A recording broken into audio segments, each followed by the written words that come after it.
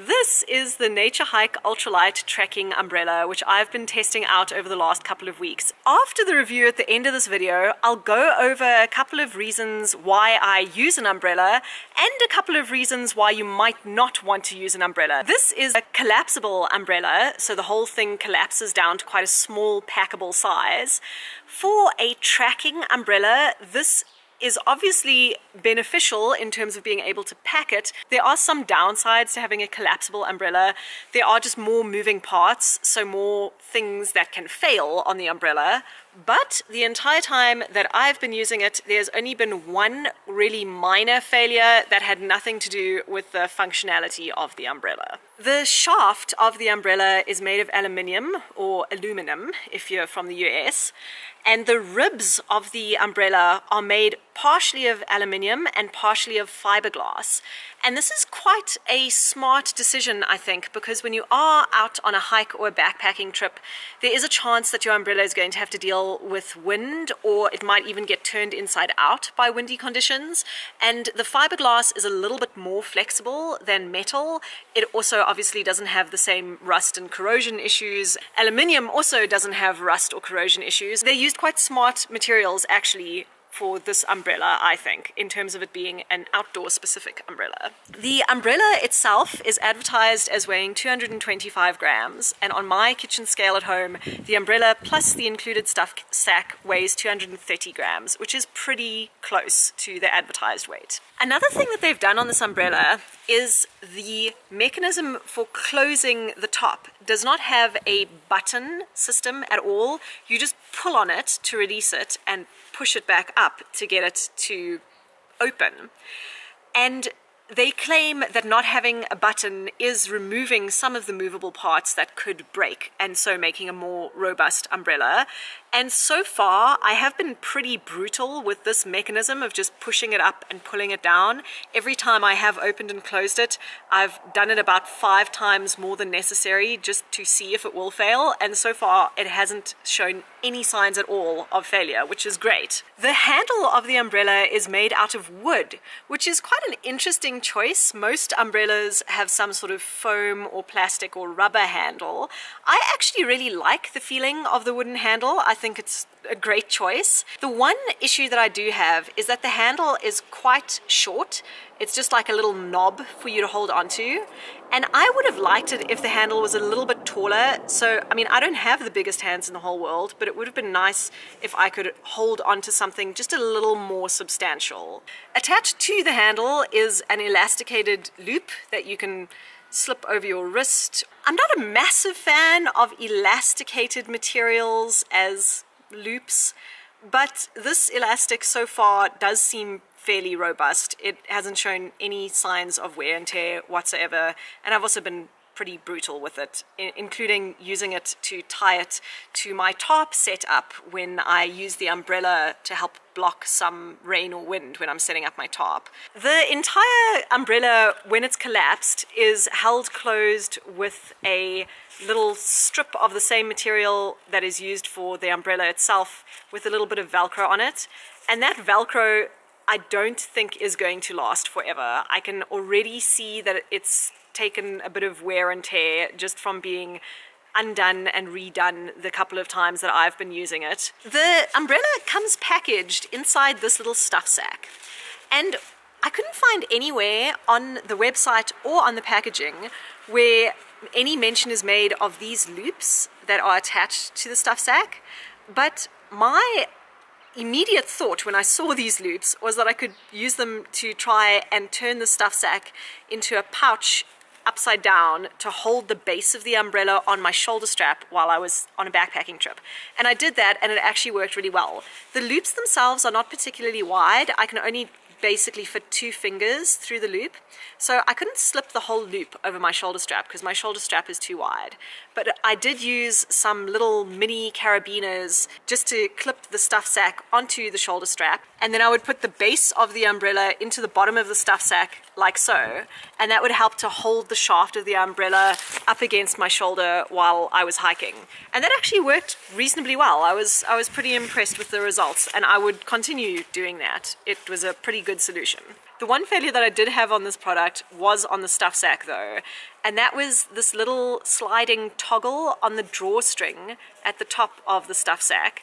It just completely came apart. It looks like a piece of plastic on the toggle actually broke free. And while this did not affect the functioning of the umbrella at all, and it actually didn't really affect my use of the stuff sack to hold the umbrella on my shoulder either, it was a bit worrying. You know, when one piece of equipment breaks on a product, you do start questioning the strength of all the other bits of the product. I've used this umbrella both for rain protection and for sun protection while I'm hiking. I do get sunburned pretty easily, and this claims to have a UPF protection factor of 50, and it did work very well to keep the sun off of me, and I didn't get burnt while I was using this umbrella at all. Likewise with rain, whenever I was using this in rain, it worked perfectly well. There was no leaking, no issues. It provides quite a big canopy, so it protected both me and my backpack when I had it attached to my shoulder strap. So overall, I would recommend this product. It's worked really well for me. I just have a slight bit of caution because of this little plastic toggle that broke, that made me feel like some of the components might be a bit on the cheap side. And that's really all I have to say about the NatureHike Ultralight Trekking Umbrella. There are a couple of reasons why I really enjoy using an umbrella on a backpacking trip. Not necessarily the NatureHike one, but just umbrellas in general.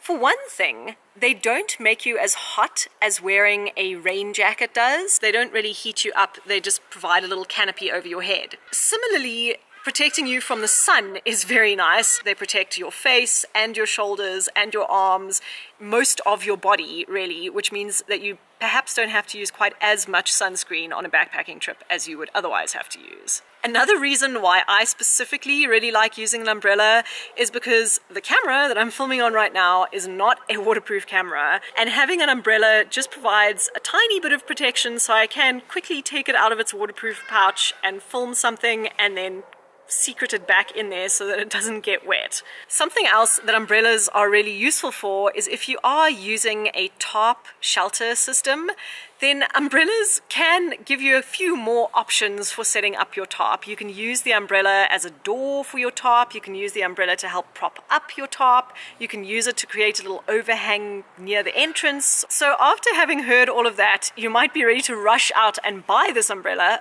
but there are a couple of downsides to using an umbrella, and that's not specific to the NatureHike Ultralight Trekking Umbrella.